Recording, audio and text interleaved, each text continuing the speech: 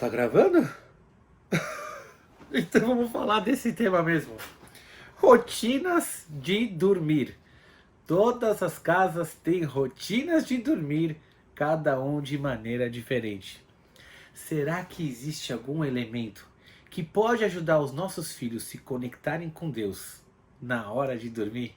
Então fica comigo que eu vou te falar.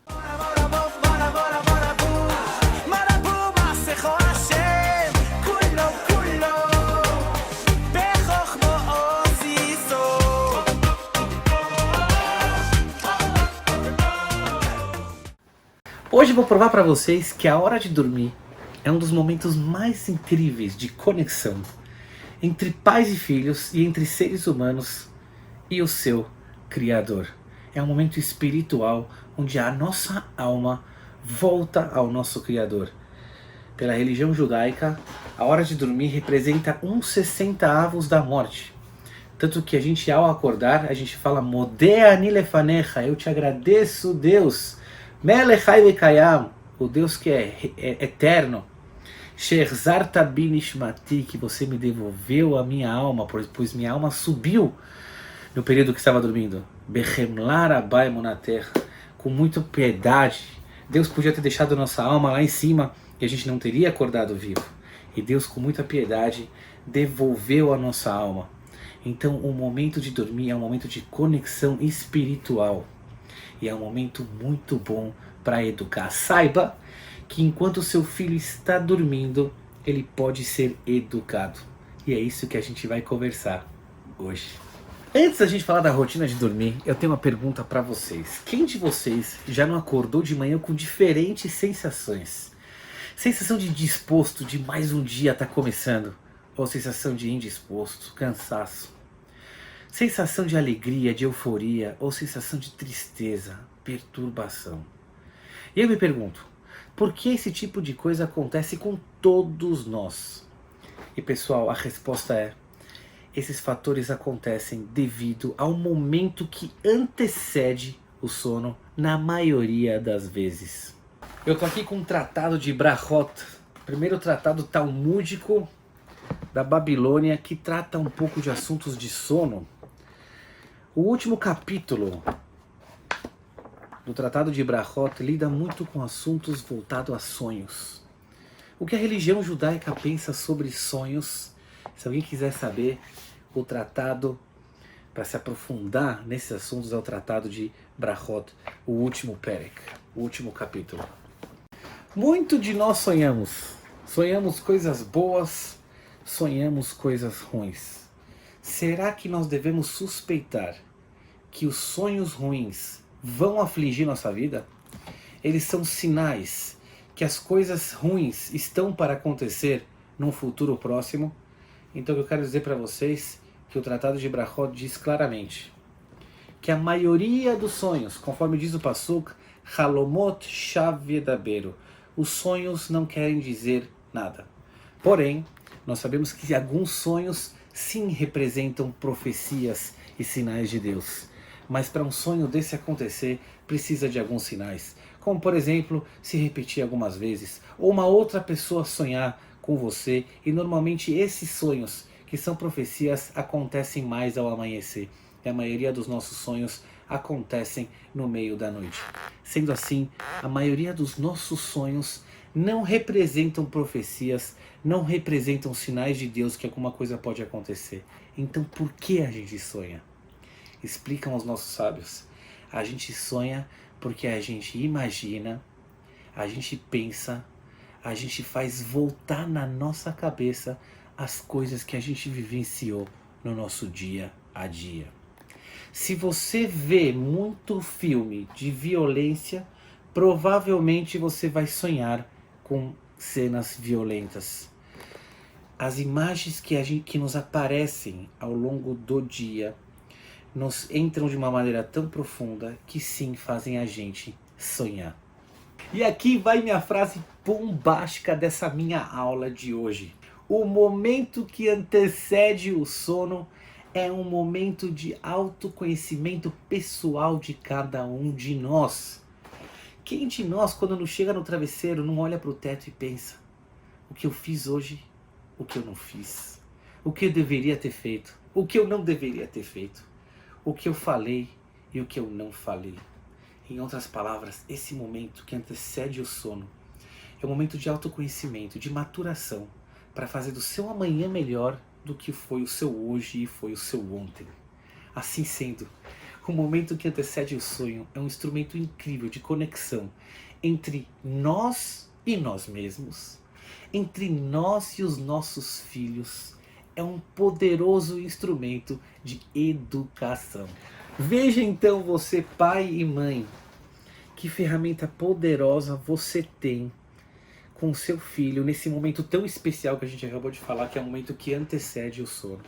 E que você pode influenciar diretamente na saúde do sono dele e, consequentemente, no despertar dele do dia de amanhã, influenciando toda a infraestrutura do dia dele, tanto na parte pedagógica, na parte emocional e psicológica. Se o seu momento com seu filho antes do sono for perturbador, for de intrigas, for de ataques, provavelmente você vai influenciar o sono do seu filho para ser mais perturbador. Esses momentos de criticar o filho, perguntar, devem ser feitos em outra maneira, mas não no momento que antecede o sono. Eu gosto de dar uma dica para muitos pais que me perguntam: o que fazer com o meu filho antes de dormir? Bom, tem várias coisas que você pode fazer. Mas uma das perguntas que eu acho maravilhoso você fazer para o seu filho: filho, o que você fez hoje que você teria feito de novo? Que você sente que você acertou na mosca pelo que você fez. Faz ele pensar numa coisa boa que ele fez. Faz ele voltar a essas frases. Isso vai interiorizar mais dentro dele para ele voltar a fazer essas atitudes. Eu sempre também recomendo pais a contarem histórias com morais bonitas, com aprendizados e ensinamentos. Nos nossos livros de Talmud e nas histórias dos nossos sábios, tem tantos ensinamentos que você, ao deitar com seu filho, contando para ele, você está dando para ele uma oportunidade desse sono ser um sono saudável. Um sono que vai fazer ele pensar e no dia seguinte acordar querendo ser uma pessoa melhor. Naturalmente o dia dele vai ser com mais disposição, o dia dele vai ser com mais positividade para querer fazer as coisas que ele veio aprendendo no dia anterior. Querendo ou não, cada dia que a gente acorda, a gente está maturando, a gente está mais maduro com relação ao dia anterior. Se o dia anterior for saudável, o dia posterior será ainda muito mais. Então vamos lá, já que eu estou falando de sonho e de sono, por que não contar uma história que tem a ver com esse tema e que vocês podem contar para os filhos de vocês, porque é uma história muito interessante que com certeza vai intrigar eles. Vamos lá. Era uma vez. By the way, pessoal, quando você vai contar uma história, você tem que viver essa história. Era uma vez dois catadores de graveto. Eles viviam de coletar graveto e vender. Num belo dia, quando eles estavam catando graveto, anoiteceu e eles ainda estavam longe de casa. Um amigo chegou para o outro e falou: olha, eu já estou muito cansado, falta muito para chegar em casa, vamos tirar um cochilo debaixo da árvore. E o outro amigo concordou. Eles se sentaram debaixo da árvore e logo o amigo que estava cansado adormeceu. O outro virava de um lado para o outro e não conseguia dormir. Ficou muito pior quando esse que adormeceu começou a roncar. Aí mesmo que ele não conseguiu dormir. Passadas meia hora, uma abelhinha pousou no nariz deste que estava dormindo e logo ele acordou. Ih, já amanheceu? Não, o amigo disse. Você só tirou um cochilo de meia hora. Ele falou: puxa vida, eu tive um sonho tão interessante que parece que eu dormi a noite toda. Aí o amigo, muito curioso, perguntou para ele: qual foi o seu sonho? Conta para mim. Ele contou: eu sonhei que o homem mais rico da Rússia tinha uma casa muito grande. Atrás da casa dele, um quintal enorme. Nesse quintal, uma árvore. E debaixo da árvore, um barril cheio de ouro. Eu comecei a sonhar que estávamos cavando isso, mas aí eu acordei. Aí o amigo dele que escutou falou: puxa vida, que sonho interessante. Sabe, você parecia tão dentro desse sonho quando você estava dormindo que ele até parece real. Eu quero comprar de você esse sonho. Imagina que o amigo falou: o quê? Eu nunca vi alguém que está disposto a pagar dinheiro e comprar um sonho. O amigo falou: não, eu acredito no seu sonho, eu quero pagar. Ele deu dinheiro para ele e falou: a partir de agora, esse sonho é meu. Quando eles chegaram em casa, este amigo que comprou o sonho chegou para sua esposa e falou: mulher, mulher, você não sabe do último negócio que eu fiz. Eu comprei um sonho. Mas imagina qual foi a reação da esposa dele. Falou: você ficou louco. Na nossa casa a gente não tem pão, a gente não tem leite. Você é um mero vendedor de gravetos. E você agora está gastando dinheiro para um sonho? Você ficou louco? Falou: mulher, você não sabe, ele dormiu de um jeito tão profundo e ele me contou isso de um jeito tão real que parecia um sonho real. E se for real, a gente pode ficar rico. Afinal, nesse barril estava cheio de ouro. Com certeza, a mulher dele falou: esse cara ficou louco. Os dias foram passando, ele foi convencendo a esposa que ele precisa viajar para a Rússia. Ele precisa se encontrar com esse rico. Ele precisa ir atrás desse quintal e nessa árvore, cavar lá o buraco e resgatar esse ouro. Só que tinha um probleminha. Não tinha dinheiro para pagar a passagem e os custos dessa viagem maluca. Então ele chegou para a esposa e falou: olha, esposa, a gente pode ficar muito rico, vale a pena o investimento. Vamos pegar emprestado dinheiro dos seus pais, os meus sogros. Aí a esposa falou: você tá louca? Eu vou chegar para os meus pais e eu vou cobrar deles dinheiro emprestado porque você quer viajar para a Rússia, porque você comprou um sonho? Você tá ficando louca. E todos os dias ele martelava na cabeça da esposa: a gente vai ficar rico, pega esse dinheiro emprestado, depois eu vou devolver, vai sobrar muito dinheiro. A esposa, depois de tanta insistência, pediu dinheiro emprestado dos pais dela para o marido dela viajar. Afinal, ele comprou um sonho e ele quer resgatar esse sonho que ele acredita ser tão real. Depois que o dinheiro parou na mão do marido, ela falou tchau para toda a família e falou: agora eu vou atrás desse sonho. Ele chegou na Rússia, ele nem sabia para onde ir. Onde é a casa do homem mais rico? Ele perguntava para todos: onde é a casa do homem mais rico? Naturalmente, são coisas que as pessoas não sabem. Quem é o homem mais rico da Rússia? Ninguém sabia. Até que, depois de tantas perguntas, ele encontrou um rapaz que falou: olha, tem um cara aqui que ele é muito rico, ele tem uma casa muito, muito grande. Acredito que esse é o homem mais rico da Rússia. Ele bateu na casa desse homem rico e falou: olha, desculpa incomodar. Diz a verdade para mim, atrás da sua casa tem um jardim grande? O homem disse: sim. Tem uma árvore nesse jardim que é a maior de todas as árvores? Sim. Deixa eu ficar na sua casa, eu tenho certeza que debaixo dessa árvore tem um tesouro escondido. Pois é, né? Foi idiota de dizer. O rico falou: entra, venha dormir na minha casa. Amanhã de manhã a gente vai resolver esse teu mistério. Muito bem, no meio da noite o rico acorda, pega 5 dos seus funcionários e diz para eles: se vocês acham que esse maluco vai pegar o meu dinheiro que está escondido debaixo do meu jardim, vocês estão muito enganados. Esse dinheiro é meu e está no meu jardim. Os 5 funcionários dele foram até a árvore, cavaram o poço e encontraram um barril. No barril tinha um lacre. E quando ele empurrou o lacre, ¡pac!, o lacre voou para o céu. E quando o rico deu uma olhada dentro do barril, o barril estava vazio. Não é possível. O cara acertou. Tinha um barril. Mas no barril não tem o ouro. O que aconteceu com esse ouro? Rapidamente o rico pegou o barril, sem o lacre, devolveu, colocou a terra de novo. E no amanhecer ele chegou para a visita dele e falou: olha, você me parece um cara muito louco, eu não acredito nessas coisas, mas se você quiser ir no meu jardim ver se tem alguma coisa, fique à vontade. Eu não posso falar para você o que você deve ou não fazer. Então ele foi até um dos funcionários do homem rico e falou: olha, eu estou disposto a te pagar com o dinheiro que eu vou receber, me ajuda a cavar. E aí ele pegou o funcionário e começaram a cavar, cavar, cavar. E ele achou o mesmo barril. Mas quando ele olhou para dentro do barril, o barril estava vazio. Que decepção!